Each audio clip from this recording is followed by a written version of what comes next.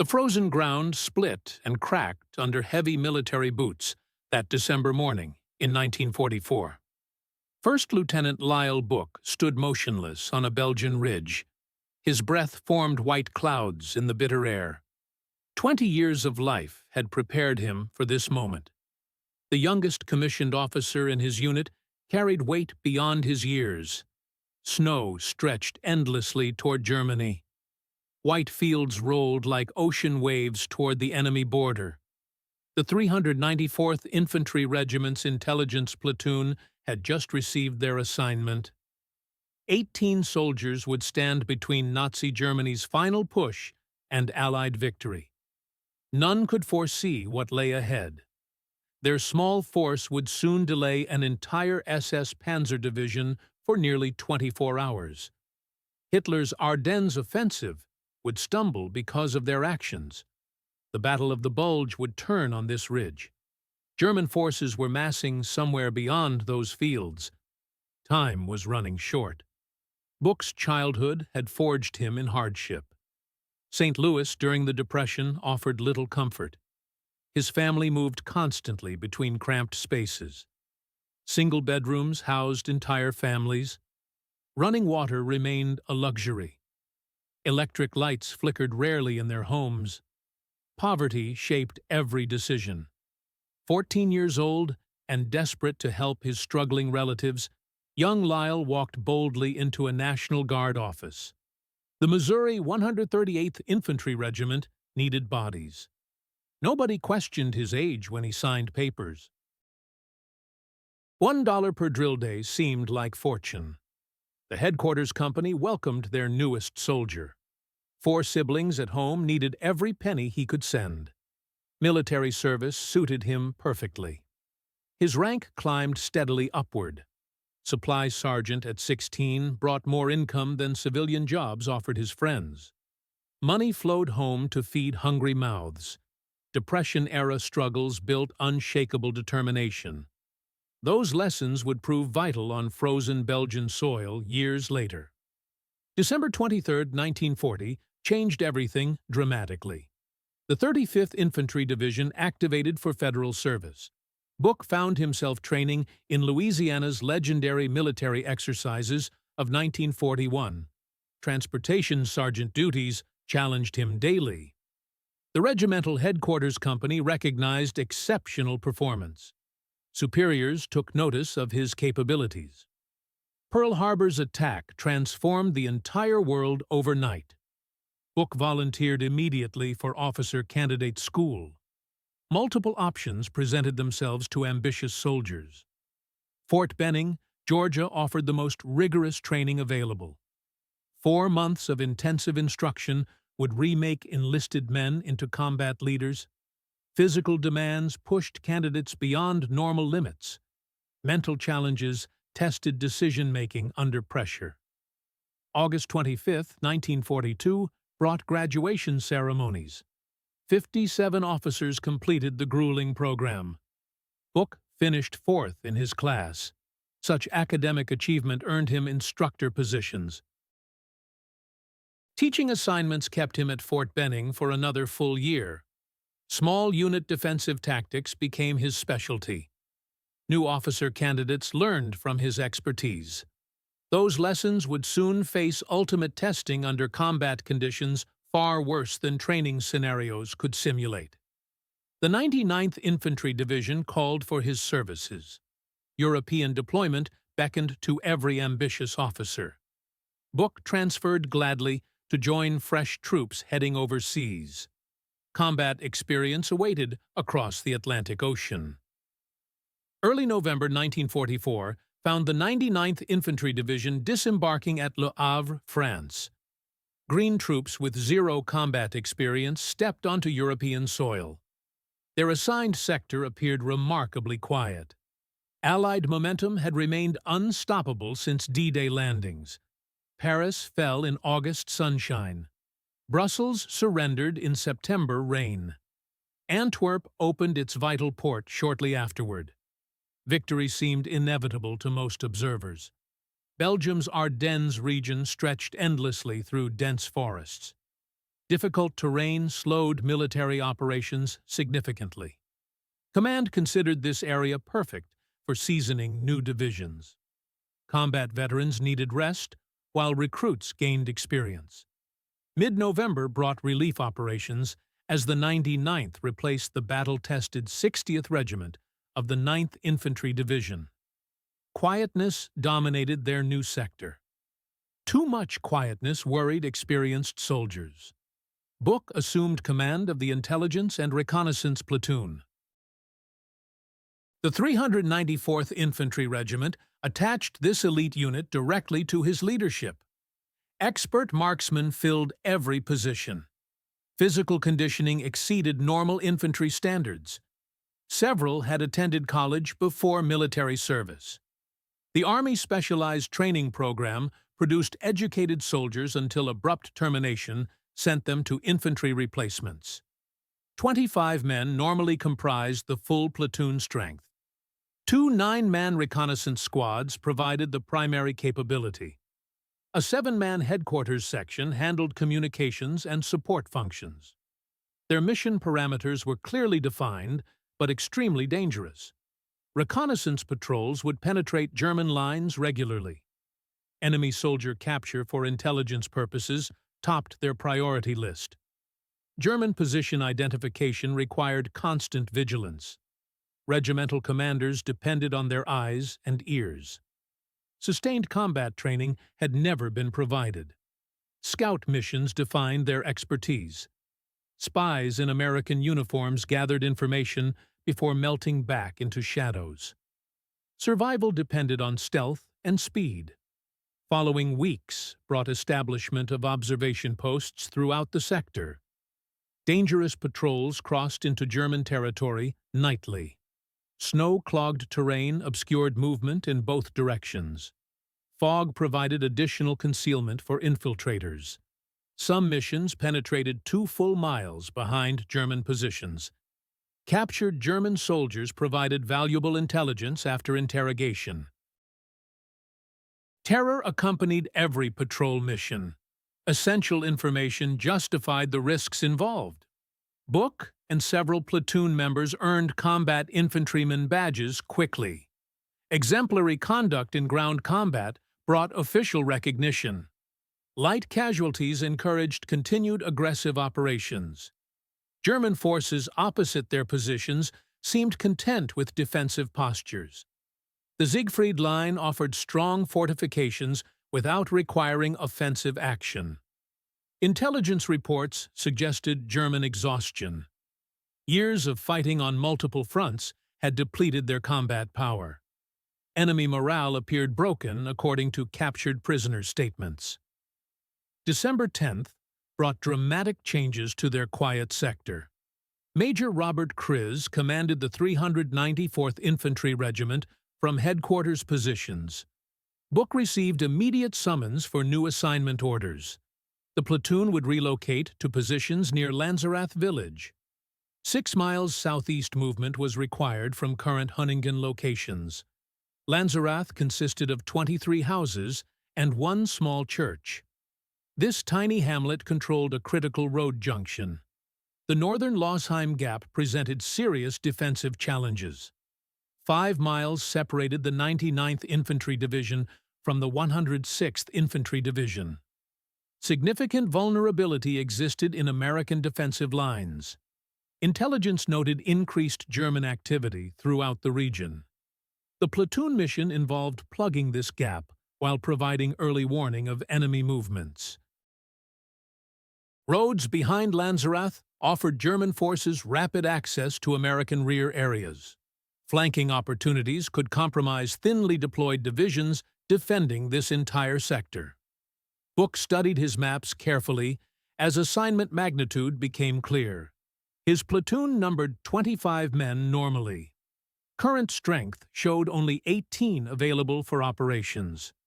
Several members were detailed to regimental duties elsewhere.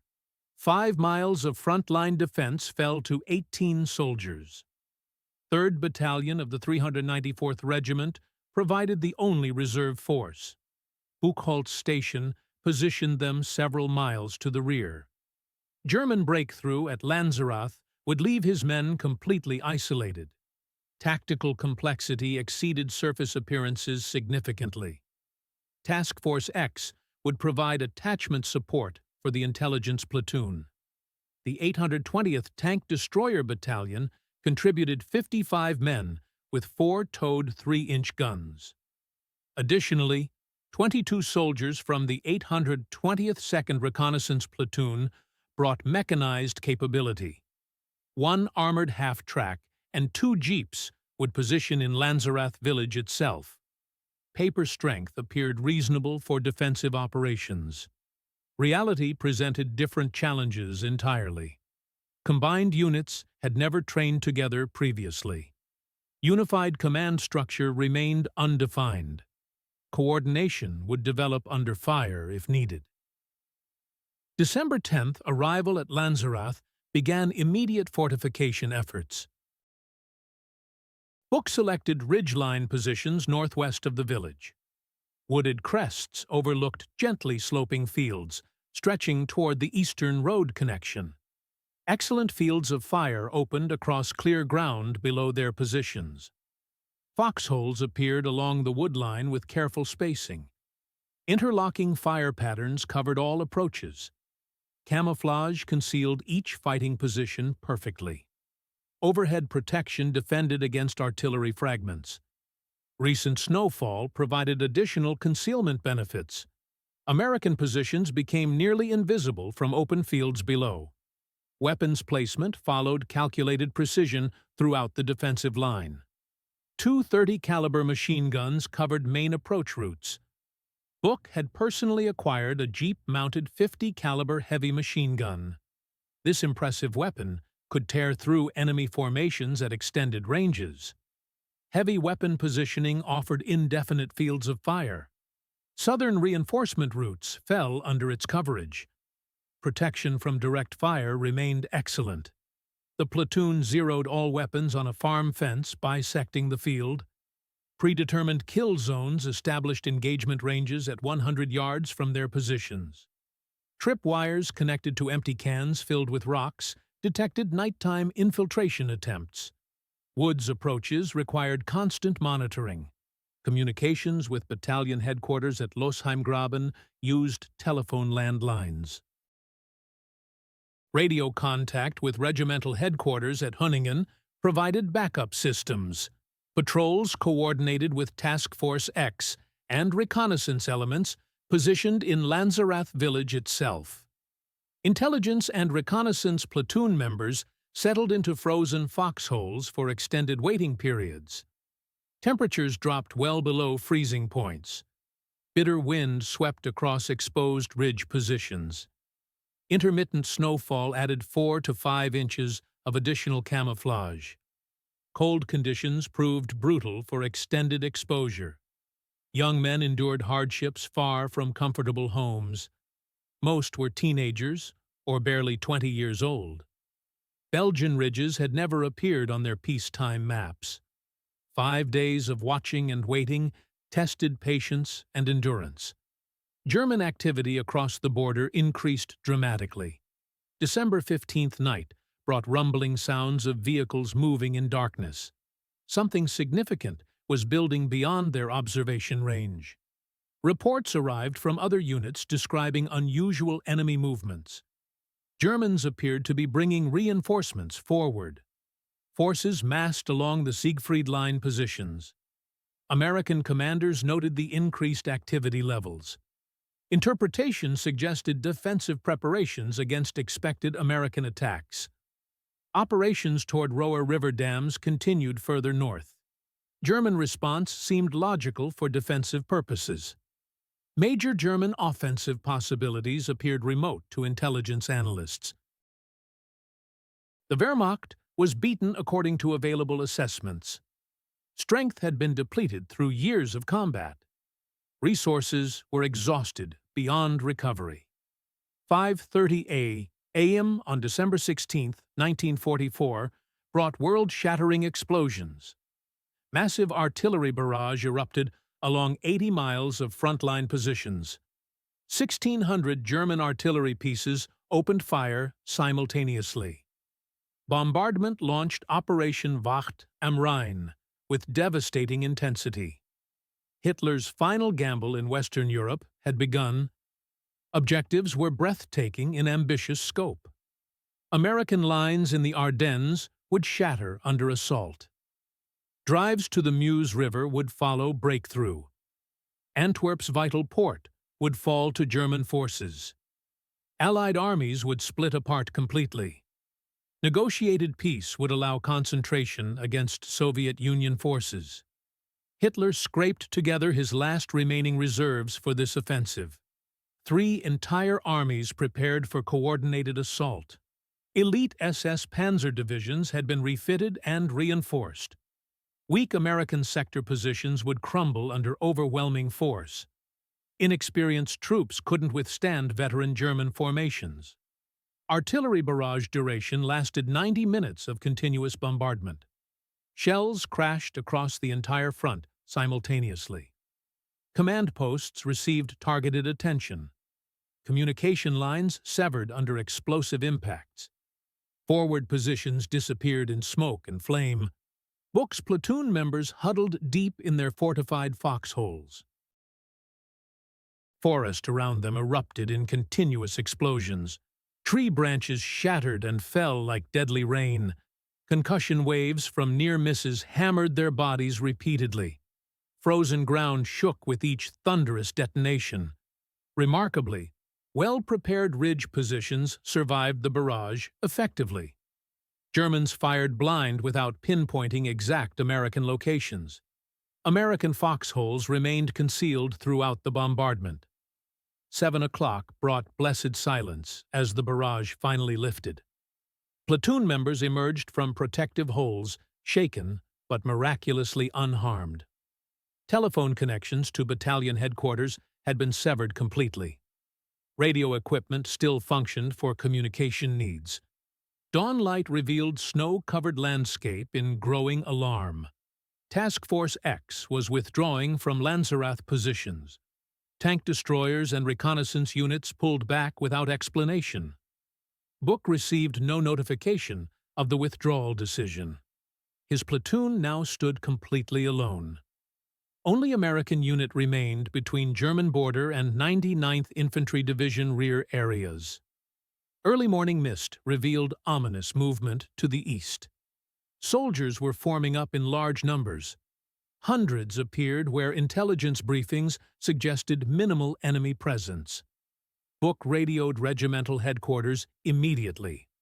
Permission to withdraw seemed tactically sound. Fighting retreat could delay enemy forces while preserving American strength. Response came back with crystal clarity. Remain in position at all costs. 3rd Battalion reinforcements would move forward for support.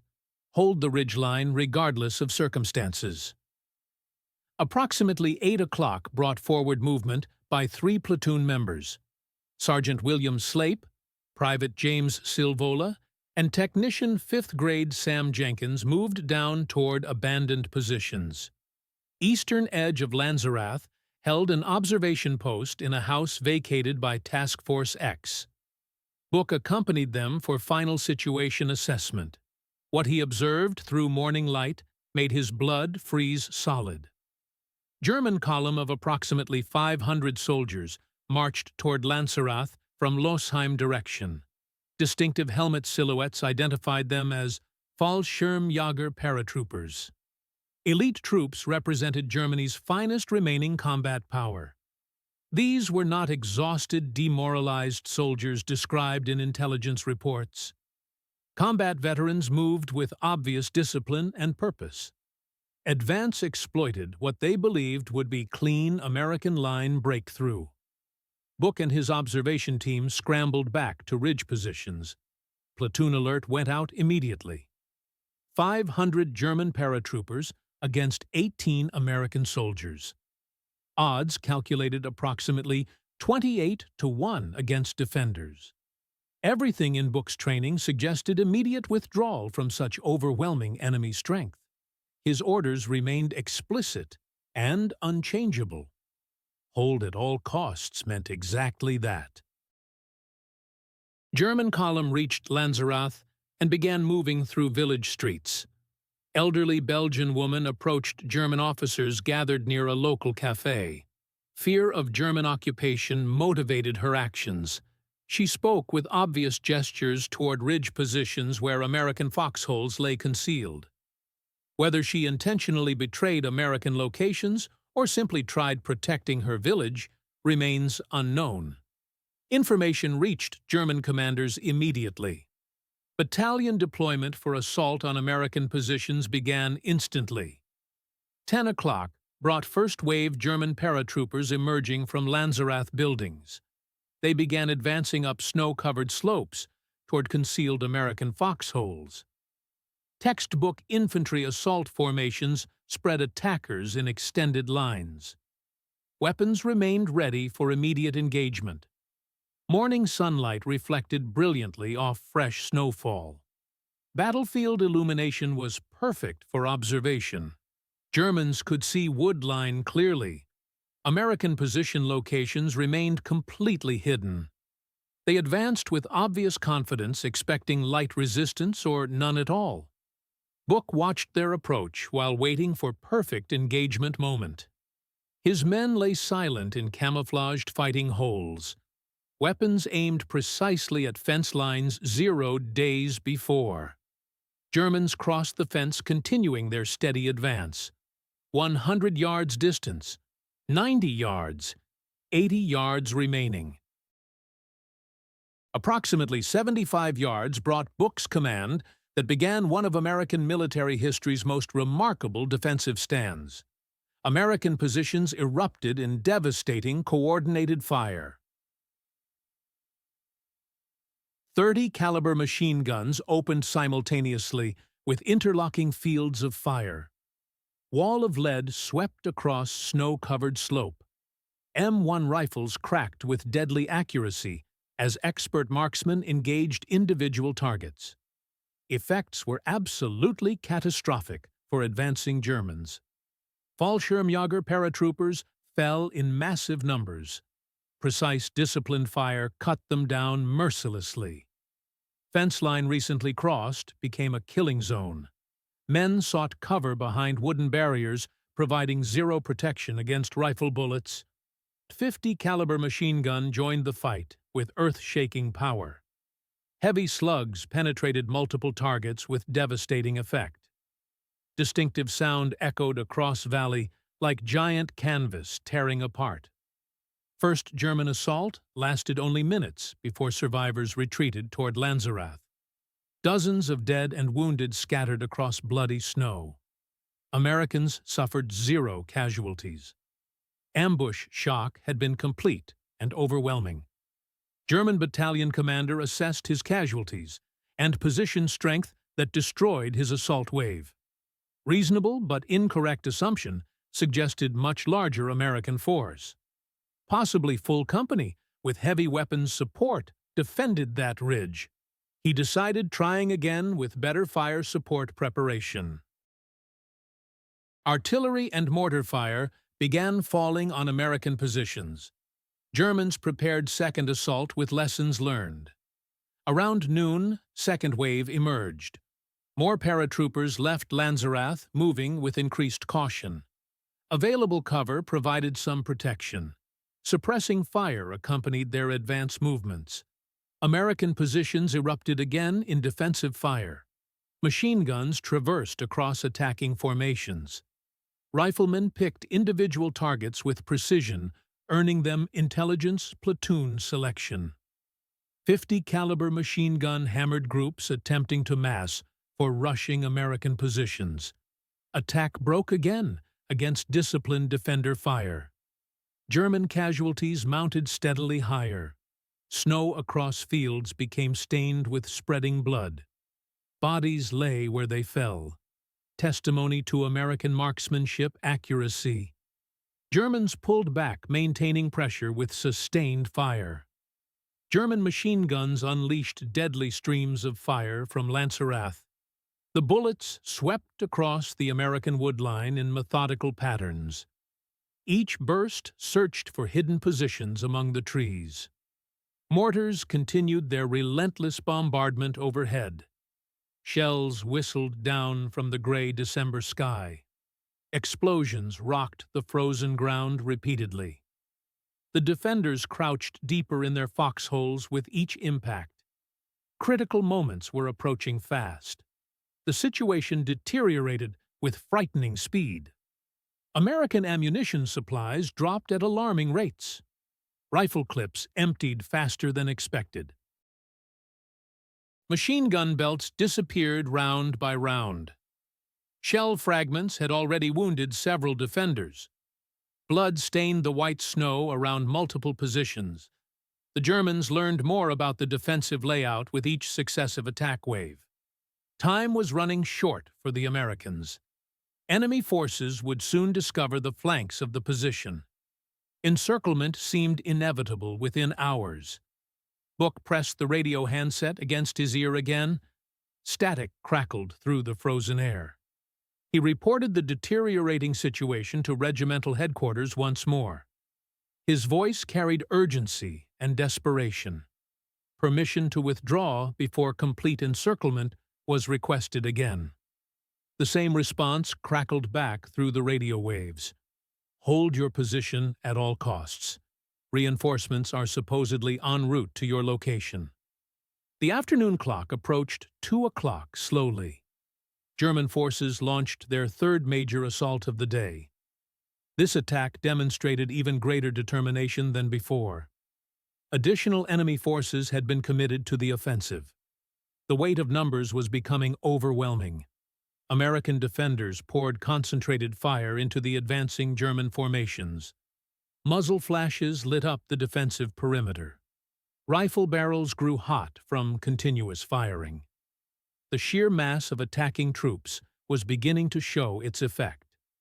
Private Billy Queen occupied a forward position on the perimeter.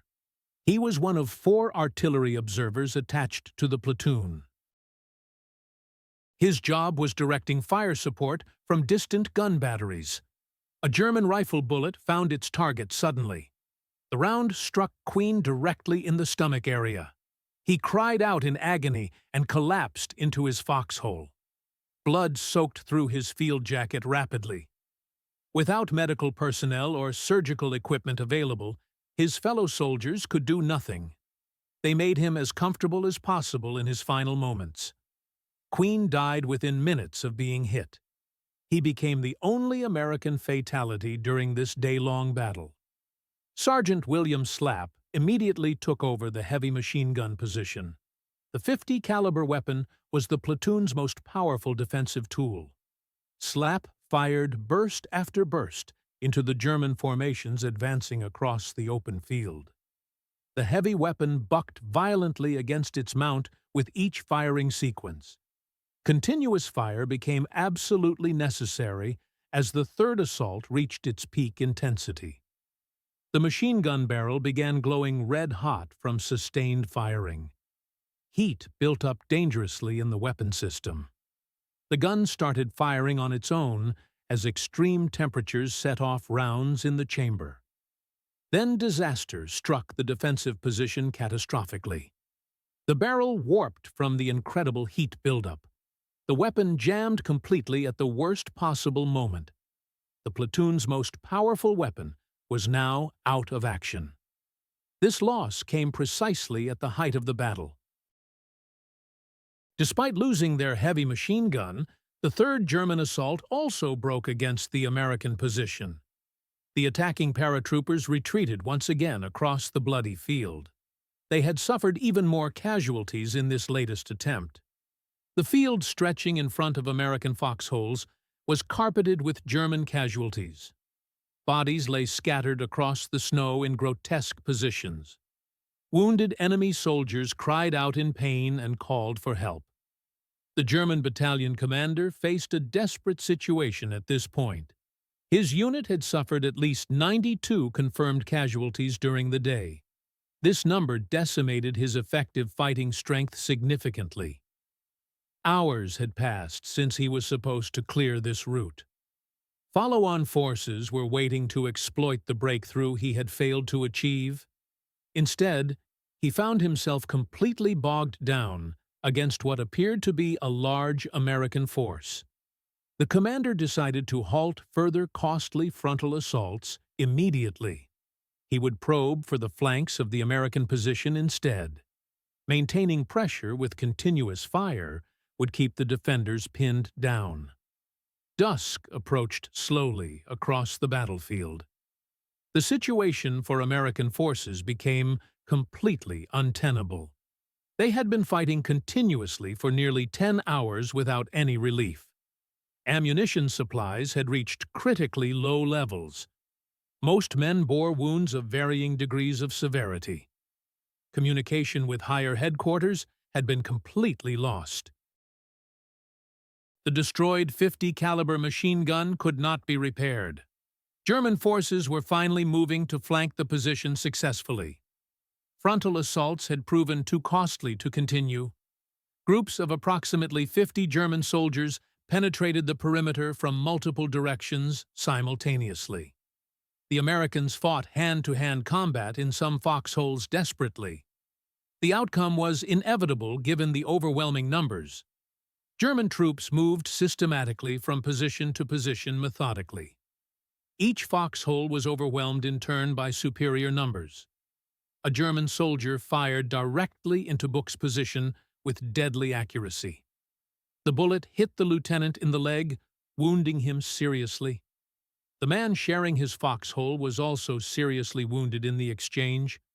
Book found himself staring down the barrel of a German rifle. Capture at gunpoint followed immediately. Within minutes, the entire American platoon had been completely overrun. 15 men were taken prisoner on the spot immediately. 2 others had been sent earlier to regimental headquarters.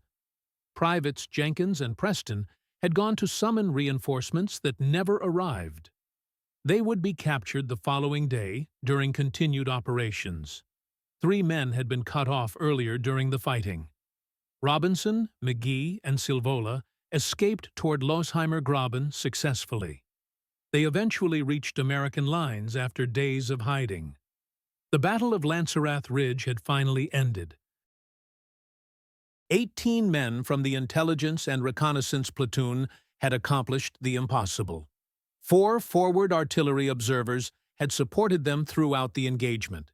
Together, they had held off an entire German battalion for nearly a full day. The enemy battalion consisted of approximately 500 experienced paratroopers. American casualties included only 1 killed and 14 wounded before being overwhelmed. More importantly than simple casualty numbers, they had achieved something far more strategically significant. The entire German offensive in the northern sector had been delayed for nearly 20 hours. This delay would have cascading effects throughout the enemy's carefully planned timetable. Captured Americans were assembled in Lanzerath village for processing. German medical personnel treated their wounds with professional competence. Aid stations had been established in village homes for this purpose. The full implications of the day's fighting began to unfold slowly. German commanders were still unaware of the true size of the force that had held them up. The German 9th Fallschirmjäger Regiment was bloodied and completely exhausted. Their battles against the tiny American force had taken a severe toll. No attempt was made to continue the advance that night. Severe casualties had decimated their ranks significantly.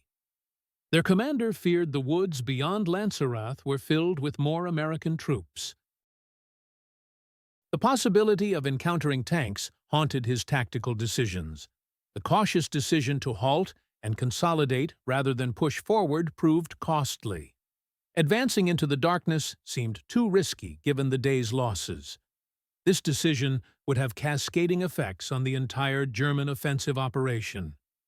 The rigid timetable had no room for such delays. Around midnight, German armor finally arrived in Lanzerath.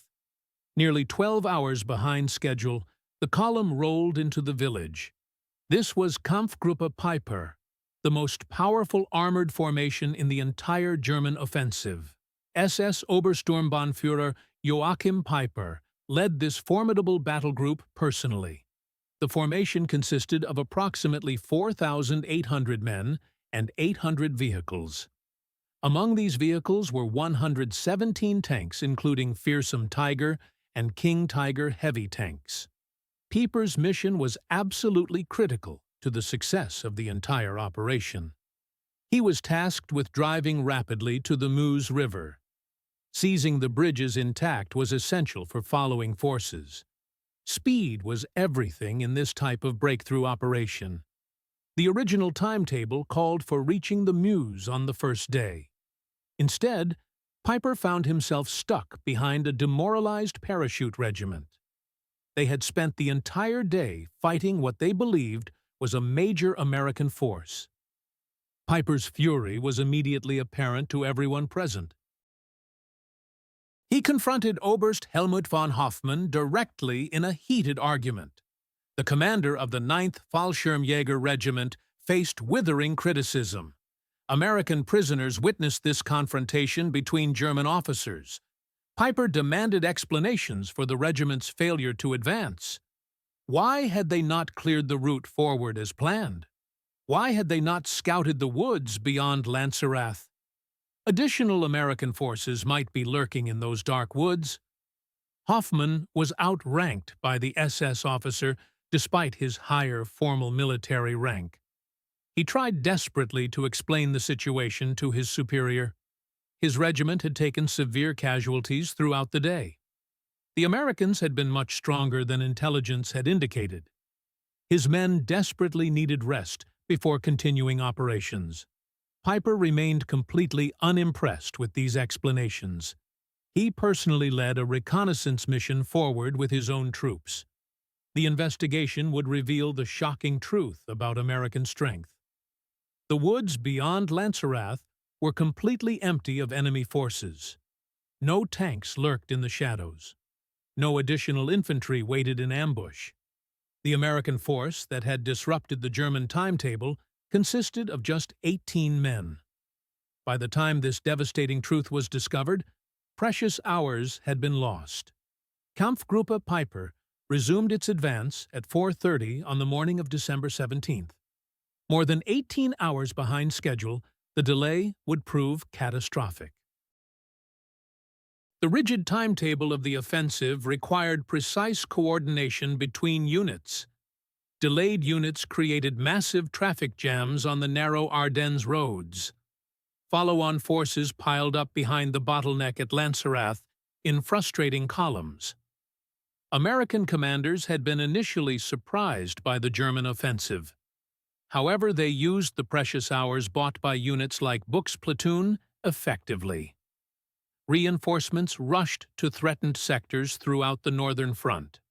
The 1st Infantry Division moved rapidly into blocking positions. The 2nd Infantry Division deployed to critical road junctions. Elements of the 7th Armored Division raced toward the breakthrough area. Eventually, the 82nd and 101st Airborne Divisions joined the desperate defense. All of these units moved into blocking positions during the crucial delay. By the time Kampfgruppe Peiper finally broke free and advanced toward the Meuse, their route was increasingly contested. American resistance stiffened with each passing hour. Peiper's battle group did achieve remarkable initial success, despite the delays. They overran American positions at Hansfeld and Bullingen with typical German efficiency. Vital fuel supplies were captured at these locations on December 17th. Near the Bonnier crossroads, elements of Peiper's command committed one of the war's most notorious atrocities. Approximately 84 American prisoners of war were massacred in what became known as the Malmedy Massacre.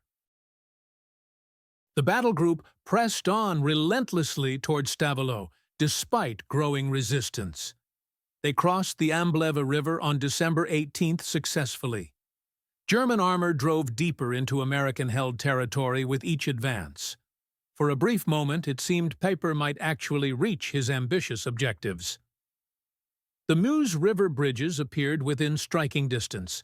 However, The 18-hour delay at Lanzerath had given American forces critical time to react. Elements of the 30th Infantry Division converged on Piper's route of advance. The 82nd Airborne Division deployed blocking forces across key road junctions. The 3rd Armored Division moved tank destroyers into ambush positions along the route. Blown bridges forced costly detours that consumed precious fuel and time. American tank destroyers ambushed German columns from concealed positions. Fighter bombers had been grounded by poor weather on December 16th. They returned to clear skies and hammered the exposed German armor mercilessly. By December 22nd, Kampfgruppe Piper found itself surrounded in the small town of La Glaise. Cut off from supplies, the situation became desperate rapidly. Nearly out of fuel and ammunition, the once mighty battle group faced annihilation. The formation that had begun the offensive with 4,800 men was reduced dramatically. Only approximately 800 men remained with no operational armor. 117 tanks had been reduced to 0 effective vehicles. On the night of December 23rd, Piper made the only decision available to him. He ordered his remaining men to abandon all vehicles and equipment immediately. They would escape on foot back to German lines under cover of darkness. More than 100 vehicles were left behind in La Glaise. 6 King Tiger tanks sat abandoned in the town square. The spearhead of the German 6th Panzer Army had been stopped completely. The breakthrough that was supposed to reach Antwerp had achieved less than half the distance to the Meuse River. The carefully crafted timetable disrupted on the very first day never recovered. 18 American soldiers on a frozen ridge had changed the course of the entire battle. Meanwhile, the captured members of the intelligence and reconnaissance platoon began their own ordeal. Men who could walk were marched east toward Germany through bitter winter weather. Those too seriously wounded to move were left in German field hospitals. After 2 days of walking through bitter cold conditions, the prisoners were loaded into railroad boxcars. The loading took place at the village of Gerolstein. Book found himself crammed into a single cattle car with 71 other American POWs. Space was virtually non-existent in the packed rail car. They traveled for days without adequate food or water supplies. Sanitary conditions were appalling in the overcrowded car. By Christmas Day, 7 men in Book's car had died from various causes. The rest were barely clinging to life in the freezing conditions. Eventually, the surviving prisoners were transported to hospitals in Frankfurt and Hanover. Treatment for their wounds was provided by German medical personnel. From the hospitals, they were sent to prisoner-of-war camps. They would remain in captivity for the next 5 months. Liberation finally came when Allied forces overran the camps in April 1945. Lieutenant Book considered the outcome of December 16th a complete personal failure. His unit had been overrun by superior enemy forces. Most of his men had suffered wounds of varying severity. All survivors had been captured by German troops. The mission to hold the position had ended with the position being lost. He had no way of knowing his platoon had accomplished something far more strategically significant. Lost communications and the chaos of the offensive's opening days prevented immediate assessment. American commanders had no knowledge of what the intelligence and reconnaissance platoon had achieved. The unit's actions were lost in the confusion of the broader Battle of the Bulge. When the war finally ended and prisoners were freed, most platoon members wanted nothing more than to go home. They were tired, wounded, and traumatized by months of captivity. Disease-infested POW camps had taken their toll on the survivors. The last thing they wanted was attention or public recognition. The full significance of the Battle of Lanzerath Ridge emerged only gradually. Historians examining German after-action reports made startling discoveries. The 18-hour delay caused by resistance at Lanzerath had fundamentally disrupted the timetable. The entire 6th Panzer Army had been thrown off schedule by this single action. The task of defeating the 99th Infantry Division had been assigned to the 12th SS Panzer Division. Additional units reinforced this powerful formation for the assault. Despite more than 10 days of intense fighting, the 12th SS Panzer Division failed completely. American forces could not be dislodged from Elsenborn Ridge. Elements of the 99th and 2nd Infantry Divisions had established a defensive line there. The northern shoulder of the Battle of the Bulge became an immovable sticking point. The entire German offensive was affected by this failure to break through. Had the initial breakthrough occurred on schedule, different outcomes were possible. German forces might have overrun the massive American supply depots around Liège and Spa. This success could have fundamentally changed the course of the entire battle. The strategic implications were staggering to contemplate. The men of the platoon gradually learned what they had accomplished over the following years. In June 1966, Book received a surprise in his mailbox. A Silver Star medal arrived with no ceremony or official explanation. No other members of the platoon received similar recognition at that time. This situation upset Book deeply, as he felt his men deserved equal honor. Shortly afterward, John S. D. Eisenhower interviewed Book for his book, The Bitter Woods. The interview described the platoon's actions in detailed historical context. Eisenhower later became ambassador to Belgium and maintained interest in the story. He hosted Book and other platoon members when they visited Lanzerath in December 1969. The village had been completely rebuilt after wartime destruction. Belgian citizens welcomed the American veterans who had fought to protect their country. One platoon member whose wounds particularly troubled everyone was William James. His real name was James Saklinikas, and his injuries caused decades of suffering. He endured 37 surgical operations attempting to repair combat damage. The operations continued for years without achieving complete success.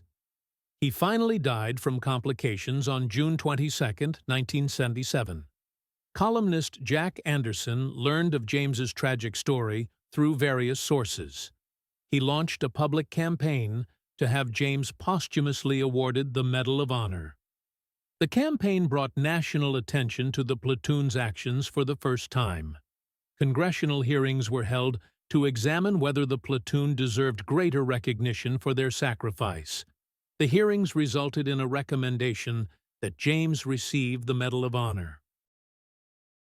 Congress passed Public Law 96-145, which President Jimmy Carter signed on December 14, 1979. This law specifically waived normal time limitations exclusively for members of the 394th Infantry Regiment's Intelligence and Reconnaissance Platoon. The legislation was unprecedented in its specific focus. The Army and Air Force concurred with the Medal of Honor recommendation enthusiastically. However, the Marine Corps had to approve all such awards by regulation. Their response was that James had failed to show sufficient intrepidity to merit the nation's highest decoration. The decision proved controversial and remains disputed to this day. Nevertheless, the congressional attention led to comprehensive review of the platoon's actions. On October 26, 1981, 36 years after the battle, formal recognition finally arrived. 14 of the original 18 members were present at Fort Myer, Virginia. Secretary of the Army John O. Marsh hosted the ceremony with appropriate military honors. The decorations awarded were extraordinary by any military standard. 4 members, including Lieutenant Book, received the Distinguished Service Cross. This decoration ranks as the second highest award for valor. 5 members received the Silver Star for their exceptional courage. 9 members received the Bronze Star with V device specifically for valor. The entire platoon was awarded the Presidential Unit Citation recognizing them collectively. These decorations made the Intelligence and Reconnaissance Platoon the most decorated American platoon of its size.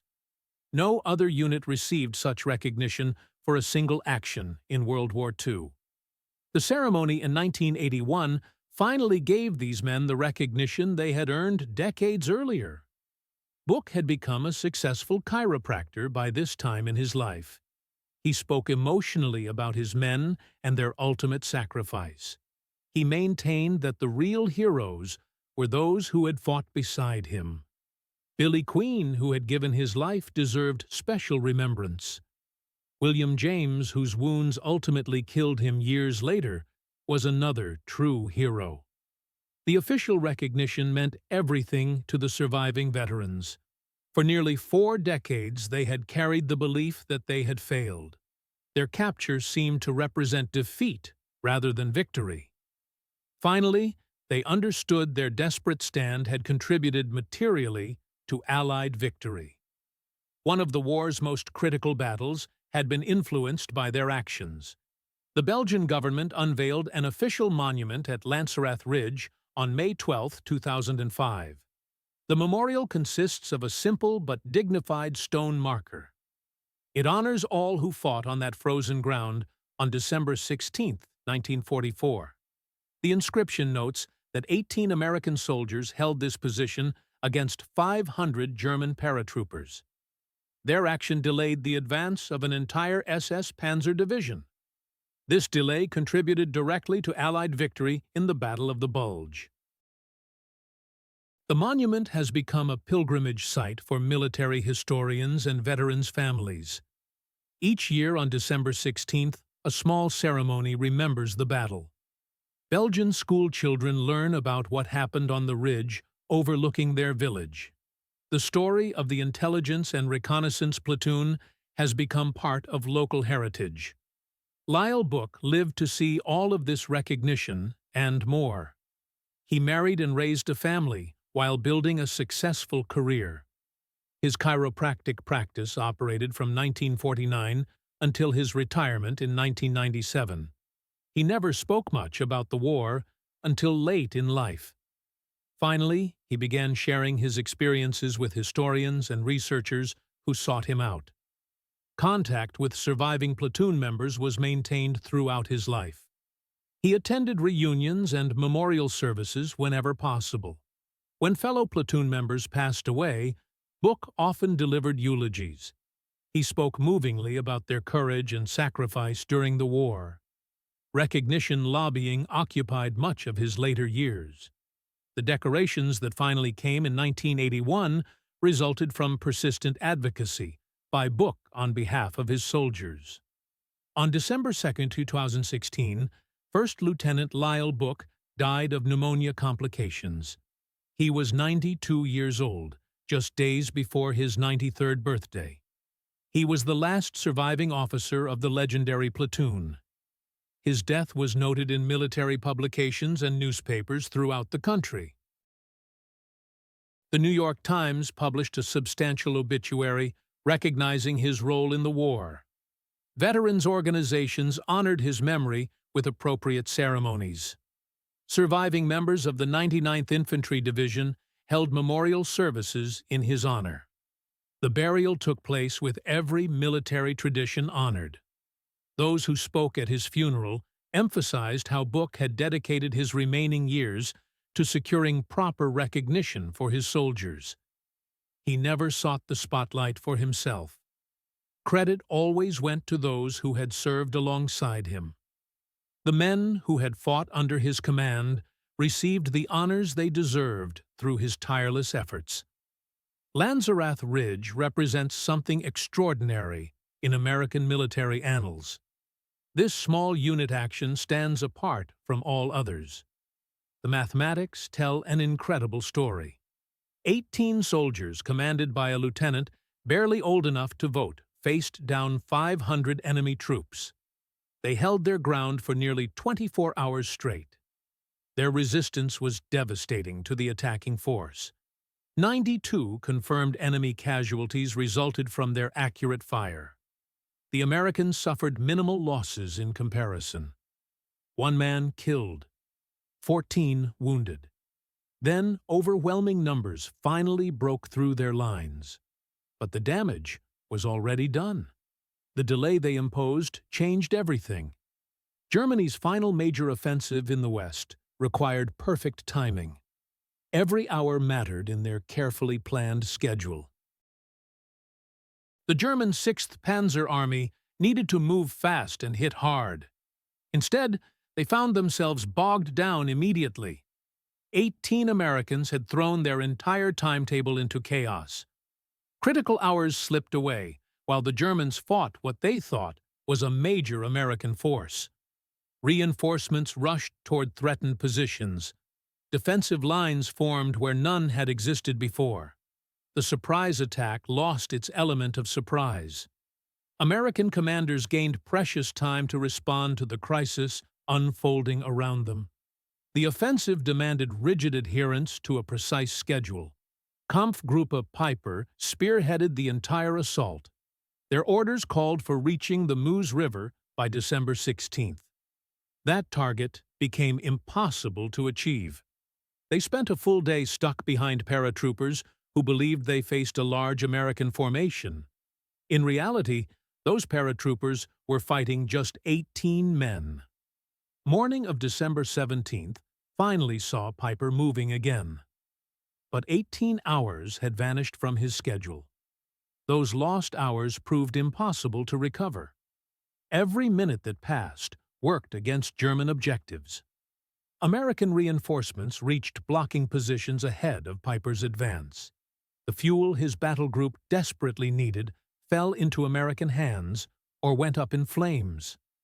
Engineers had time to destroy bridges that Piper needed to cross. Air support that would eventually devastate his forces got airborne and found their targets. Each hour that Buch's platoon held, that ridge gave American commanders time to organize their response. The 1st Infantry Division moved into defensive positions. The 2nd Infantry Division established strong defenses along Elsenborn Ridge. The 7th Armored Division reached St. Vith in time to make a difference. Both the 82nd and 101st Airborne Divisions deployed to Werbemont and Bastogne. These movements proved critical to containing the German breakthrough. None would have been possible without the time purchased by small unit actions across the front. The stand at Lanzerath was the most significant of these delaying actions. Military historians have calculated the potential consequences of maintaining the German schedule. If Kampfgruppe Piper had reached the Meuse on time, the Battle of the Bulge might have unfolded very differently. Allied victory would still have come eventually, but the cost in casualties and time would have been far higher. The Intelligence and Reconnaissance Platoon story resonates because it embodies everything admirable about military service. 18 young Americans faced impossible odds without flinching. Numbers meant nothing to them when duty called. They chose to stand and fight rather than retreat to safety. Orders came down to hold their position no matter what. Those orders seemed to require the impossible given their situation. Yet they followed those orders without hesitation. Skill and courage sustained them through hours of continuous combat. They inflicted casualties far out of proportion to their own numbers. Unit cohesion never broke, despite extreme pressure from all directions. Discipline held firm throughout the longest day of their lives. When overwhelming force finally broke their resistance, they surrendered with honor intact. Their accomplishment exceeded anything anyone had a right to expect. Their story demonstrates a fundamental truth about warfare. Small units positioned at critical points can achieve strategic effects that dwarf their size. The right soldiers in the right place at the right time can change the course of entire campaigns. Individual actions multiply into campaign-changing results. The importance of small unit leadership emerges clearly from their story. Lieutenant Buch was barely 20 years old when he commanded these men. He ranked among the youngest officers in the entire army. Many of his soldiers had lived longer than their commander. Age gaps created potential leadership challenges, yet his leadership throughout the battle proved exemplary in every way. He positioned his unit with tactical brilliance. Terrain advantages were maximized through careful placement. Fire discipline remained tight until the perfect moment arrived. The ambush he planned worked exactly as intended. During the battle, he directed fire with deadly effectiveness. Each weapon supported the others in coordinated volleys. Communication with higher headquarters continued as long as possible.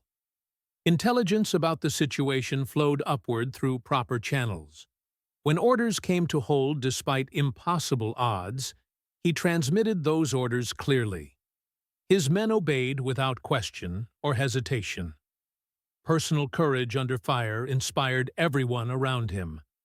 He moved between positions during the heaviest fighting to encourage his soldiers. When wounds finally brought him down, his first thoughts were for his men. Their welfare mattered more than his own condition. Leadership like this explains why 18 men could accomplish what they did. The platoon members proved equally remarkable in their own right. Expert marksmanship had earned them selection for intelligence and reconnaissance duties. Superior skills set them apart from ordinary infantry soldiers.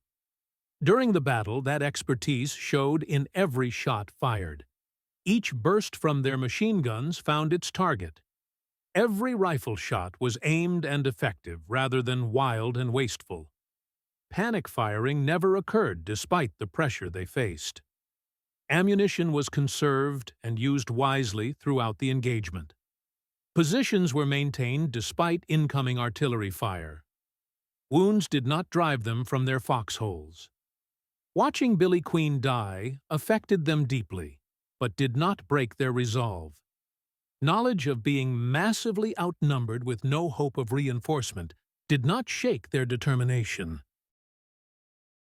The discipline and courage they displayed was extraordinary by any measure. These soldiers were not hardened combat veterans with years of experience. The 99th Infantry Division was green and untested. They had recently arrived in Europe without any battle experience. Yet, when their moment came, they fought like seasoned professionals. Training had prepared them well for what they faced. Leadership had molded them into an effective fighting unit. When crisis struck, they responded with skill and courage that surprised everyone, including themselves. Youth and inexperience became advantages rather than liabilities.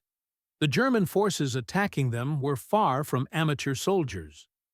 The 3rd Parachute Division represented elite troops, even by German standards. Combat experience from earlier campaigns had hardened these paratroopers. They outnumbered the Americans by approximately 28-1. Artillery and mortar support backed their infantry attacks. Heavy weapons provided additional firepower against the American position. They should have overrun the defenders in their first assault. Everything favored a quick German victory. That they failed to achieve this for nearly a full day speaks volumes. The skill of the defenders played a major role in this outcome. Prepared defensive positions occupied by disciplined troops proved their value once again. Every advantage that training and leadership could provide showed up when it mattered most. German courage showed in their willingness to continue attacking despite mounting casualties. Their battalion commander demonstrated tactical competence by eventually probing for the flanks. Frontal assaults had proven futile and costly. By the time they finally overwhelmed the position, their casualties had been devastating. The attacking unit was effectively destroyed as a fighting force. Victory came at a price that made it almost meaningless. Strategic objectives remained unmet because of the delays imposed. The Battle of Lanzerath Ridge illustrated perfectly the fog of war and its effects on military operations. American commanders had no clear picture of what Buch's platoon was accomplishing. Communications were cut early in the fighting. the platoon fought in complete isolation from higher headquarters. No one knew their resistance was having strategic effects across the entire front. When they were finally overrun and captured, Lieutenant Book believed he had failed completely. The mission had been to hold the position, and the position was lost. That sense of failure haunted him for decades afterward. Only much later did the full picture emerge. German commanders operated with equally incomplete information throughout the battle. The battalion commander attacking the ridge believed he faced a much larger force.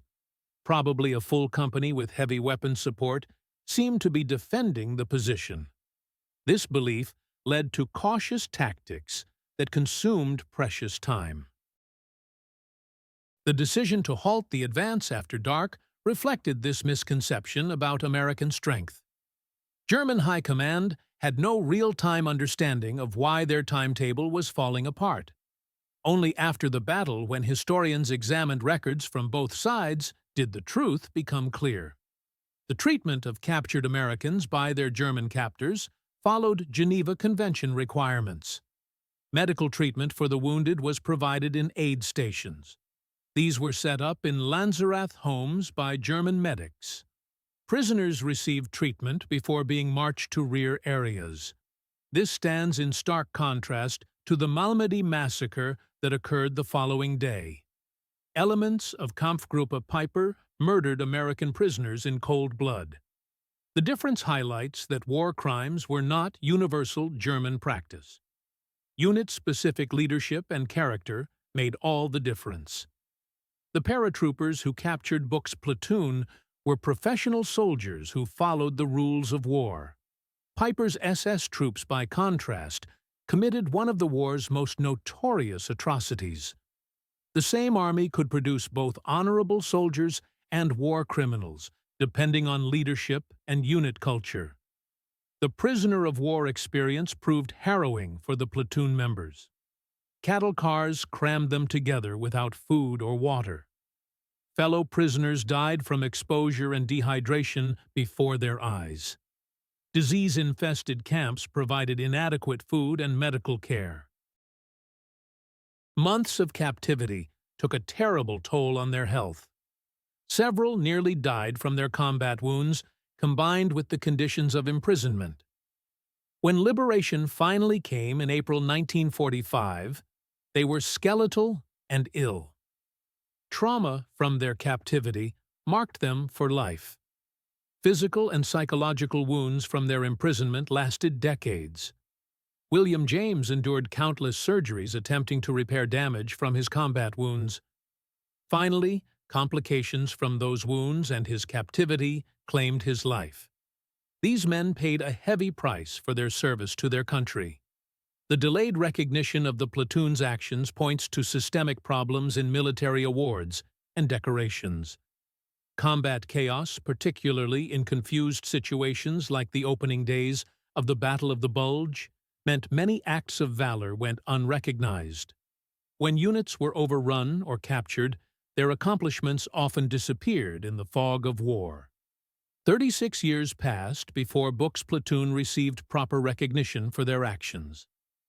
This delay testifies to the inadequacy of the recognition system. Only through persistent advocacy by Lyle Book himself did justice eventually prevail. Coverage by journalists like Jack Anderson brought attention to their story. Congressional hearings examined their case in detail. Eventually, special legislation provided the decorations they had earned in 1944. How many other similar stories were never documented or recognized? How many heroic actions were lost to history forever? The Battle of Lanzerath Ridge has generated numerous books, articles, and documentaries over the years. Alex Kershaw's The Longest Winter provided the most comprehensive account of the battle. His book brought the story to a much wider audience than ever before. It became a New York Times bestseller and introduced a new generation to the story. 18 soldiers who changed history captured the imagination of readers worldwide. Military historians continue studying the battle as an example of successful small-unit defensive tactics. The platoon's action is now taught at military academies around the world. It serves as a case study in leadership tactics and the importance of individual small-unit actions. These lessons in shaping larger campaigns remain relevant for modern military forces. The importance of well-trained soldiers who can operate independently when communications fail cannot be overstated. The value of junior officers who can make tactical decisions without constant guidance from higher headquarters proves itself repeatedly. The advantage of prepared defensive positions occupied by disciplined troops multiplies combat effectiveness dramatically. The multiplier effect of accurate marksmanship and effective use of terrain shows up in every successful small unit action. The courage required to stand and fight when vastly outnumbered separates heroes from ordinary soldiers. These principles transcended time and technology in 1944 and remain true today. Modern military training emphasizes decentralized decision-making at every level. Small unit leadership receives constant attention and development. Junior leaders are empowered to make critical decisions without waiting for higher approval. The stand at Lanzerath demonstrates exactly why these principles matter so much. The story also illustrates the human dimension of warfare that statistics cannot capture. These were not superhuman warriors, but ordinary young men thrust into extraordinary circumstances. Lyle Book had enlisted at 14 to help his family during the Great Depression. Many of his soldiers had been college students before the war interrupted their studies. They came from every walk of American life, brought together by the draft and national defense needs. When their moment came, they performed heroically not because they were special, but because they were well-trained, well-led, and committed to their mission and each other. The bonds formed in combat create some of the strongest human connections possible. The men of the intelligence and reconnaissance platoon remained close for the rest of their lives. Reunions brought them together regularly to share memories and maintain friendships. Correspondence continued between them for decades after the war ended. They supported each other through the challenges of post-war civilian life. The brotherhood forged in combat sustained them through everything life could throw at them. The Belgian people who lived through the battle never forgot what the Americans did for their country. Local residents maintained contact with platoon members for decades after the war. Letters crossed the Atlantic regularly carrying news and expressions of gratitude. Visits to Belgium by former soldiers were welcomed with open arms. The sacrifice was remembered and honored by multiple generations. When the monument was dedicated in 2005, 3 generations of Belgian families attended the ceremony. This relationship between liberators and liberated represents one of the enduring legacies of World War II. Americans who fought in Europe came not as conquerors, but as liberators. The people they freed remembered and honored that sacrifice for the rest of their lives. The Battle of Lanzerath Ridge stands as testimony to a fundamental truth about warfare that transcends any single conflict. Victory in war is not determined solely by the largest battles or the most famous generals. It results from the cumulative effect of thousands of small actions fought by units whose names will never be widely known. 18 soldiers holding a ridge for a day. A squad holding a bridge for an hour. A platoon defending a crossroads through the night. Each of these small actions multiplied across a theater of war shapes the outcome of entire campaigns. The soldiers who fight these small battles often have no idea of the strategic significance of their actions. They simply do their duty, follow their orders, and support their comrades. In doing so, they change the course of history without ever knowing it. Lieutenant Book and his men did not set out to become heroes or change history. They were given what seemed like an impossible mission, and they did their best to accomplish it. They held their position as long as any human beings possibly could. When overwhelming force finally broke their resistance, they had achieved something remarkable beyond all expectations. 92 German casualties inflicted by 18 Americans. 18 hours of delay imposed on the enemy's critical timetable. One of the most decorated small unit actions in all of American military history. They demonstrated that courage, skill, and leadership at the tactical level can produce strategic effects that echo through entire campaigns. They proved that ordinary Americans, when properly trained and led, are capable of the most extraordinary accomplishments. They showed that even in defeat, even in capture, even in what appeared to be failure by traditional military measures, a unit can achieve victory by the measure that ultimately matters most. Contributing to the success of the overall mission matters more than individual survival or unit preservation. Their sacrifice contributed directly to ultimate Allied victory in the Battle of the Bulge. That victory shortened the war and saved countless lives on both sides. As the years pass and the veterans of World War II leave us forever, it becomes increasingly important to preserve and share their stories with new generations. The Battle of Lanzerath Ridge is not just a tale of military tactics and strategic outcomes that belong in dusty history books. It tells a story of human courage that transcends time and circumstances. Young men who stood when it would have been easier to run away. Soldiers who fought when it would have been safer to surrender immediately. Americans who endured suffering and captivity with dignity and honor intact. This story needs to be told to each new generation, so they understand the true price of freedom.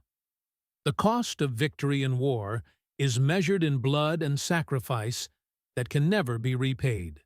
We owe a debt to those who came before us that stretches beyond our ability to repay. On December 16th each year, ceremonies take place at the monument on Lanzerath Ridge. Wreaths are laid with solemn ceremony, and speeches honor the fallen. The names of all platoon members are read aloud, so they will not be forgotten. Belgian schoolchildren learn about what happened on that frozen ridge so many decades ago. American veterans and military personnel visit to pay their respects to brothers in arms.